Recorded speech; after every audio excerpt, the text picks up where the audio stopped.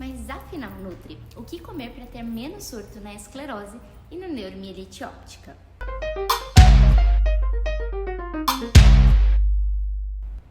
Se você não me conhece, eu sou a Nutribia Genic e convivo com o diagnóstico de esclerose múltipla desde os 12 anos. E essa é uma pergunta que eu respondo com frequência no meu consultório e também nas caixinhas que eu abro nas redes sociais. Isso porque nós sempre queremos ali a fórmula mágica, o que eu preciso deixar de comer ou o que eu preciso comer para sempre para fazer sentido. E se eu te dissesse que não é bem por aí que a banda toca? Infelizmente, ou felizmente também, não existe nenhum alimento que ao comer você vai ter um surto. Assim como não existe nenhum super alimento que ao comer você vai deixar de ter surtos para o resto da vida. Isso não acontece. Um processo de alimentação saudável, ele engloba tempo, frequência, quantidade, disciplina, paciência e tudo de novo. Isso porque quando comemos um alimento que foge do padrão saudável, o nosso corpo ele pode reagir de muitas formas, tendo um processo inflamatório sim naquele momento, mas também melhorando de uma forma muito rápida. Assim como pode levar semanas e até meses para você ter um corpo com redução de inflamação, mesmo comendo alimentos saudáveis. A grande questão do tratamento diz respeito à quantidade e frequência. É muito melhor você comer um alimento pouco saudável menos vezes do que excluir ele por muito tempo e acabar tendo depois ali um processo, por exemplo, de compulsão. Esse não é o ponto. A grande questão é: diminua a frequência, evite os alimentos que vão piorar a progressão da sua condição e, claro, inclua e com muito mais frequência, quantidade, variedade, os alimentos anti-inflamatórios que podem te ajudar nesse processo. Muita gente acha que seguir uma alimentação em uma doença crônica e autoimune é uma coisa de 1 ou 2 meses, sendo que na verdade não é bem assim. É um diagnóstico com o qual você vai conviver para o resto da vida. E isso faz com que você tenha que ter uma boa alimentação também para o resto da vida. Vale lembrar que não é só a alimentação que vai trazer uma grande diferença para a sua qualidade de vida por reduzir os sintomas. Quanto mais terapias associadas você tiver nesse processo, mais qualidade de vida você também tende a ter.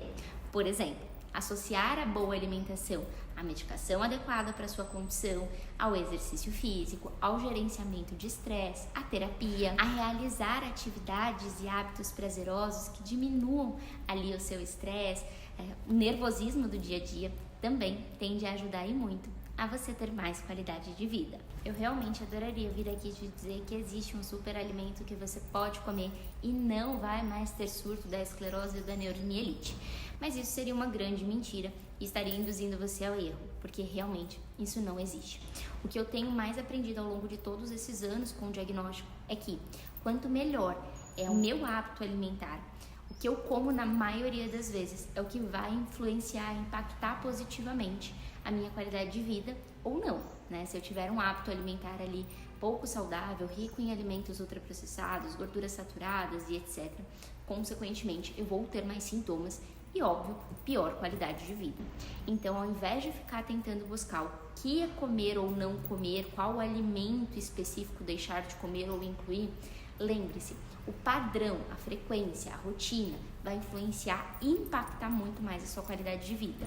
E não adianta fazer um único método de tratamento complementar, por exemplo, só dieta ou só exercício ou só terapia e achar que está tudo resolvido, quando na verdade não está. A associação dos métodos faz com que o tratamento seja ainda mais efetivo, muito mais duradouro e, consequentemente, que você tenha mais qualidade de vida. Eu sei que às vezes é chato a gente pensar que, poxa, mas não tem nada. Sim, existem padrões alimentares mais voltados à esclerose, à neuromielite, que podem te ajudar a reduzir esses sintomas.